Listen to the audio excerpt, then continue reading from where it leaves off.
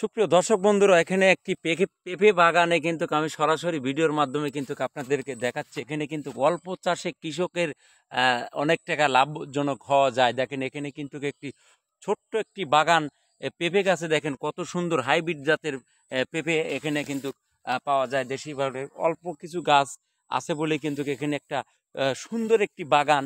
এই বাগানের দৃশ্যটা কিন্তু আমি সরাসরি ভিডিওর মাধ্যমে কিন্তু আপনাদেরকে দেখাচ্ছি। এখানে আপনারা জানেন যে প্রতি সপ্তাহে কিন্তু এখানে পেঁপে কিন্তু ওঠানো হয়। তারপরে দেখেন এখানে সরাসরি আমি কিন্তু ভিডিওর মাধ্যমে আপনাদেরকে দেখাচ্ছি এই বাগানটা।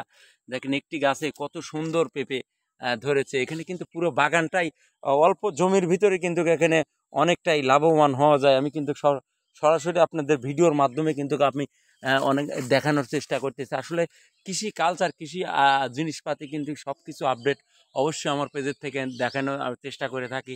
এখানে দেখেন অল্প জমিতে কিছু পেঁপে গাছ লাগানোর পরও কিন্তু কৃষকের এখানে বাম্পার লাভজনক হবে। দেখেন সরাসরি ভিডিওর মাধ্যমে কিন্তু আপনাদেরকে আমি সব কিছু কিন্তু আপডেট জিনিস দেখানোর চেষ্টা করতেছি। আপনারা দেখতে থাকেন। এখানে কিন্তু সব কিছু কালচার কিন্তু যে পেঁপের বাগানটা আসলে এখানে পাশাপাশি কিন্তু এখানে আবার পোল্লা গাছে দেখেন পোল্লাও তুলে দেওয়া হয়েছে। তারপরেও কিন্তু আমি ছোট্ট একটি জায়গার পর কিন্তু এত সুন্দর একটি আবাদ দেওয়ার জন্য আমি অনেক অনেক ধন্যবাদ জানাচ্ছি। দেখেন এত সুন্দর একটি বাগান, ছোট্ট অল্প কিছু গাছেই কিন্তু অনেক পেঁপে ধরছে। তার কারণে কিন্তু এখানে কৃষকের অনেক টাকায় লাভজনক হওয়ার আশঙ্কা আছে। দেখেন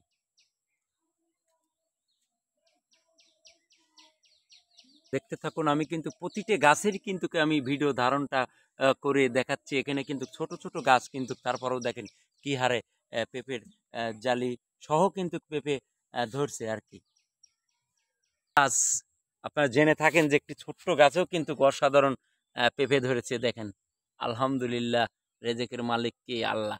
আসলে যে কোনো জিনিসই, সবজি ফসল সব কিছুই কিন্তু আল্লাহ পাকের ইচ্ছা, আল্লাহ পাকি দেয় সেভাবে। কিন্তু আসলে ফসল দেওয়ার মালিককে আল্লাহ পাকি দেখেন।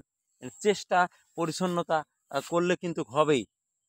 দেখেন আমি ভিডিওর মাধ্যমে কিন্তু আপনাদেরকে দেখানোর চেষ্টা করতেছি। আপনারা দেখেন আর ছোট্ট একটি গাছে কিন্তু এত সুন্দর চাষের করা হয়েছে। তারপরেও দেখেন আমি বাগানটা কিন্তু অলরেডি ভিডিওর মাধ্যমে কিন্তু আপনাদেরকে দেখাচ্ছি সরাসরি।